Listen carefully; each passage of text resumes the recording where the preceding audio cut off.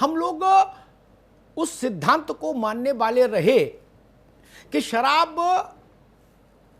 महंगी है, सस्ती है, मसला ये नहीं देशी है विदेशी है। मसला ये है कि शराब परिवार को प्रभावित करती है, संकट उत्पन्न करती है, समाज में विसंगतियां पैदा करती है।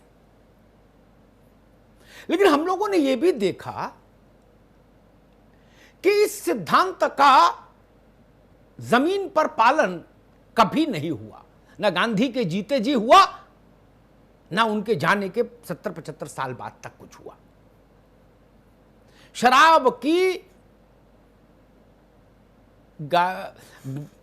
नदी वैसे ही बहती रही। इसलिए सरकारों के पास एक तर्क रहा कि भाई राजस्व आता है, लोगों के स्वास्थ्य पर क्या असर पड़ता है, तो वो एक अलग डिबेट है।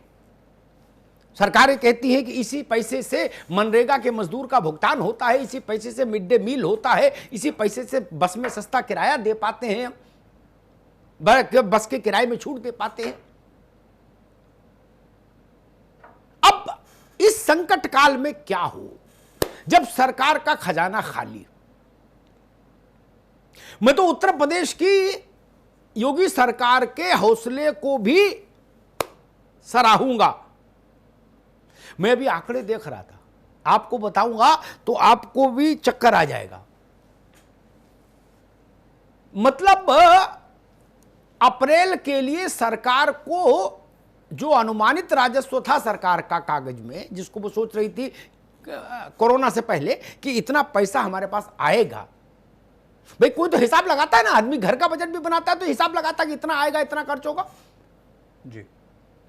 उसका राई रत्ती भी नहीं मिला, राई रत्ती। 1 अप्रैल के महीने में अकेले आबकारी में, ये तब जब शराब धुआंधार है, उसकी धारा कहीं अवरुद्ध नहीं हुई, भगवान का आशीर्वाद है। देसी ले, विदेशी ले, काली ले, गोरी ले, कैसी रंग की ले, आगे आगे शराब तस्कर, पीछे पीछे दरोगा जी। 5000 लीटर वहां पकड़ी, 4000 वहां पकड़ी, ये पकड़ी, वो पकड़ी, और जो पी के टुल्ल है वो मुझे टुल्ली मिल रहा है। वो कह रहा भाई साहब सब मिल रहा है, कोई चिंता की बात नहीं, व्यवस्था बिल्कुल चौकस चल रही है। लेकिन हमारे उत्तर प्रदेश का नुकसान मालूम कितने को हो गया? 3560 करोड़ रुपया आना था। 3560 करोड़ रुपया अप्रैल में टैक्स करा आबकारी से, और आया कितना? 42 करोड़ में भी 4 लाख कम, यानी 3 लाख नहीं, यानी 3520 करीब 518 करोड़ रुपए का नुकसान हो गया एक मत में।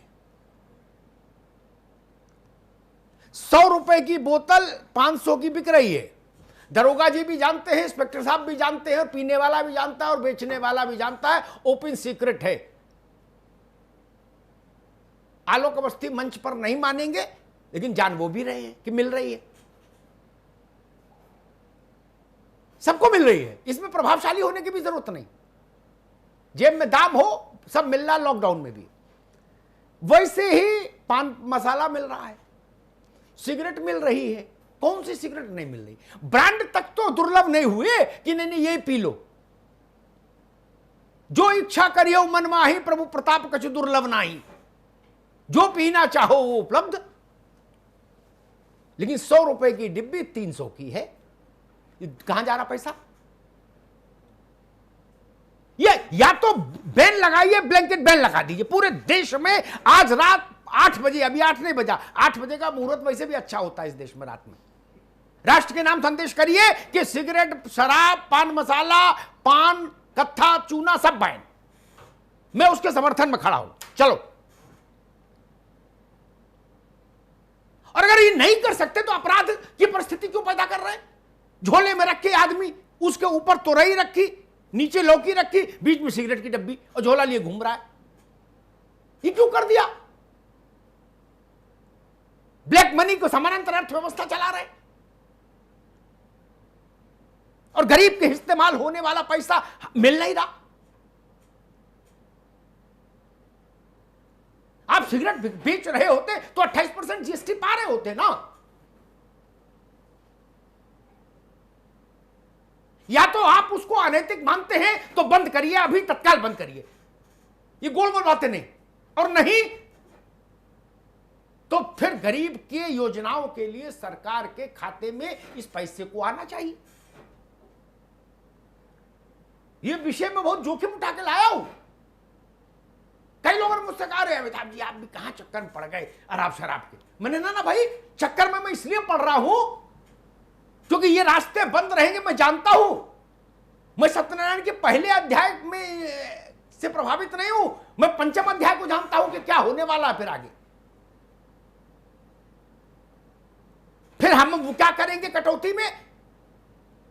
बाबू की तनख्वाह काटो, चपरासी का भत्ता काटो, सिपाही का भत्ता काटो, कंपाउंडर का भत्ता काटो, पेंशनर का डीए काटो, इसका रोको उसको, ये करेंगे। क्यों कर रहे हैं ये? सबको कष्ट देने से क्या लाभ? मैं तो कह रहा हूं जो बोतल आप 100 रुपए की बेच रहे थे उसको 300 करिए अभी। तो ये जो 3500 करोड़ आपने रखा था ये वैसे ही 10,000 करोड़ हो जाएगा मई में। भरपूर टैक्स लीजिए, जिसको पीना होगा पिएगा, नहीं तो घर बैठे। कम से कम भत्ता तो नहीं कटेगा, गरीब को नुकसान तो नहीं होगा, मिड डे मील का संकट तो पैदा नहीं होगा।